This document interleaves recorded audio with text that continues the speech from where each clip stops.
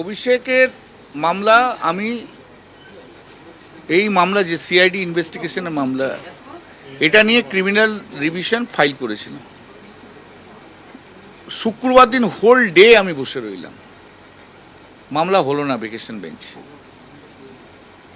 মামলা না হওয়ার পরে আমি লাস্টে মেনশন করলাম, জজ সাহেব বললো বুধবার দিনকে মামলা হবে।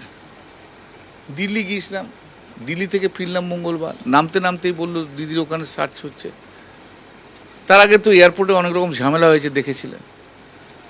তো আমি দিদির বাড়িতে গেলাম, দিদির বাড়িতে যে তাও আমি সিআইডি অফিসারদের সঙ্গে কথাবার্তা বলেছিলাম, হয়ে গেল।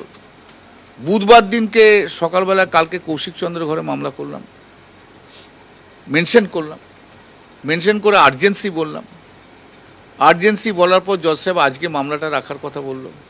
সেখানে ইলিগাল সার্চের কথাও বললাম, সমস্ত বললাম, দুটো যা যেখানে যেখানে সার্চ হয়েছে। এবার 12:30 একটার সময় একজন লয়ার বললো যে আমি ও পাঠিয়েছে অভিষেক যে একটা সার্চ নিয়ে রিট পিটিশন ফাইল হয়েছে। আমরা সার্চ নিয়ে রিট পিটিশন ফাইল হয়েছে, রিট পিটিশন ফাইল হওয়ার আগে আমার সঙ্গে কথা বললে না কেউ। মামলাটা যদি আমি হ্যান্ডেল করি তাহলে মামলাটা আমাকে হ্যান্ডেল করতে দাও, নাহলে তুমি অন্য লোককে দিয়ে হ্যান্ডেল করো, আমার তো কোনো অসুবিধা নেই। যাকে দিয়ে একজনকে দিয়ে হ্যান্ডেল করা ভাই।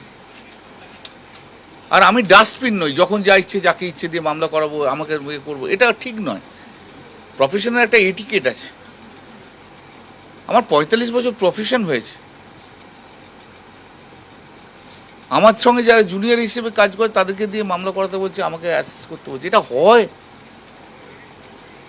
আমরা যা আছে বলে যাও, কিচ্ছু বললো না। রাত্রিবেলা আমি মামলা রেডি করলাম, আমি প্রিপেয়ার হলাম, সব কিছু হলাম। রাত্রি 12:30, আমাকে সকালবেলা আমি জানতে পারলাম রাত্রি 12:30টার সময় বলছে